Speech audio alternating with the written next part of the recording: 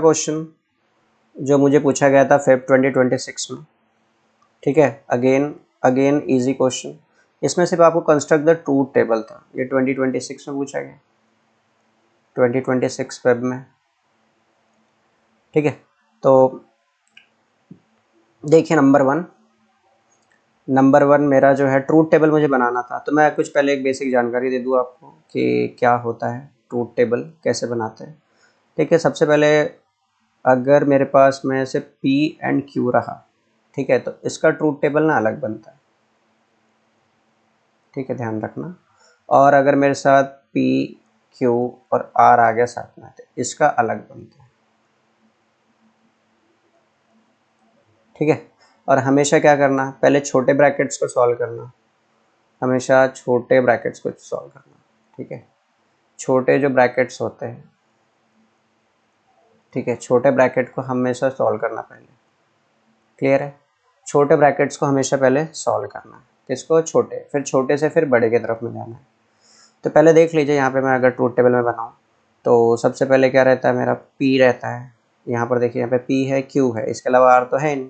यहाँ पे P लेंगे हम लोग, Q लेंगे, क्लियर है।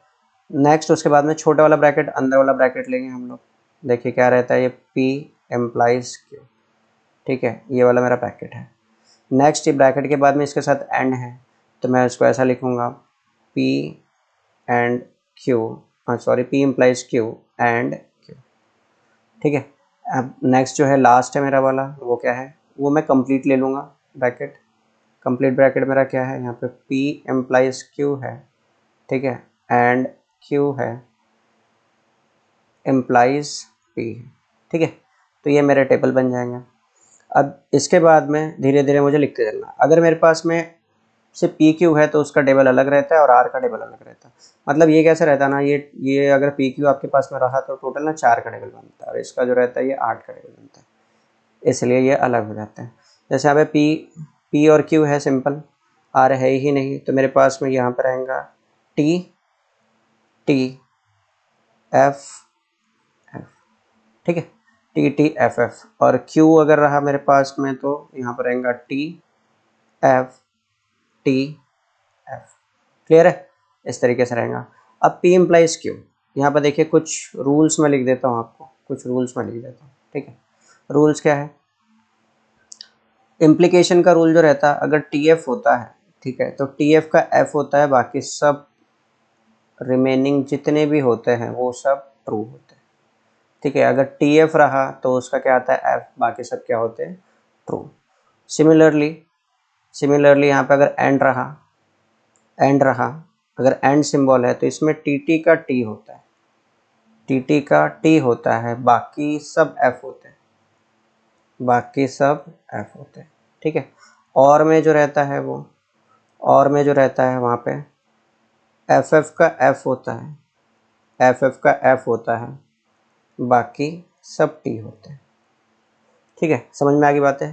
तो ये कुछ रहता है, तो इसी पर हम लोग सॉल्व करेंगे। देखिए पहला क्या है मेरा, P इम्प्लाइज Q है, तो हम देखेंगे पहले ये दोनों में P इम्प्लाइज Q, मतलब मुझे P से Q की तरफ देखना है, तो P से Q की तरफ मैं देख रहा हूँ, तो TF, उल्टा नहीं देखना, ठीक है, Q से P की तरफ नहीं देखना। सर TF का क्या आ रहा है, TF का क्या होता है, TF का F होता है ना, इम्प्लीकेशन में TF का F होता है, बाकी सब, सॉरी, TF का F होता है, बाकी सब क्या होते हैं, ट्रू। तो बाकी सबको मैंने ट्रू लिख दिया, यहाँ पे ध्यान रखना, ठीक है। TF का F होता है, बाकी सब क्या लिखेंगे हम लोग, ट्रू, क्लियर है। सिमिलरली अब उसके बाद में क्या है, ये जो ब्रैकेट था उसके साथ मेरा क्या है, एंड है। एंड किसके साथ में, Q के साथ में, मतलब मैं यहाँ से ये वाले ब्रैकेट से किसके तरफ जाऊँगा, मैं Q की तरफ जाऊँगा, ठीक है, Q की तरफ मैं जाऊँगा।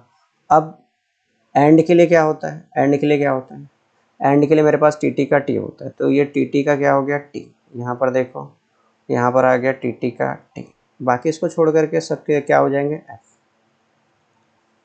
ठीक है। तो लास्ट यहाँ पे देख लीजिए क्या है, ये पूरा का पूरा ब्रैकेट है ना, उसका इम्प्लाइज P के साथ है, मतलब ये पूरा ब्रैकेट का इम्प्लाइज किसके साथ है, मेरा वाला P के साथ में है।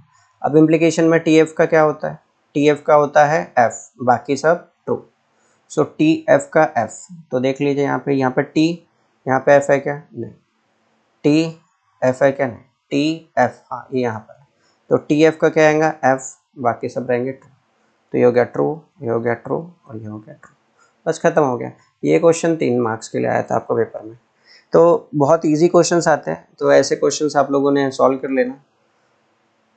ट्रूथ टेबल बनाना बहुत इजी होता है, यहाँ पर बस आपका दो ही होता है, एक पी क्यू अगर रहा तो टेबल अलग बनता है, और पी क्यू अगर आ रहा है तो टेबल अलग बनता है। पी क्यू रहा तो इसका 4 का टेबल, 4 मतलब कैसा 1 2 3 4, ऐसे ही पी क्यू आर रहा तो 8 का टेबल बनता है। जब ऐसे क्वेश्चन आएगा तब मैं आपको बता दूंगा। और सबसे पहले हमेशा ध्यान रखना कि छोटे ब्रैकेट्स को पहले सॉल्व करना, और जिस तरीके से एरो बना हमें उसी तरीके से आपको सोचना है। मतलब अगर पी से क्यू की तरफ जा रहा है तो आपको पी से क्यू की तरफ ही देखना है। अगर यहाँ पे पूरा ब्रैकेट पी की तरफ जा रहा है तो मतलब वहाँ से उस तरफ ही देखना है मुझे, उल्टा नहीं देखना, नहीं तो वो रॉन्ग हो जाता है। क्लियर है? चलिए तो नेक्स्ट क्वेश्चन हम लोग देखते हैं।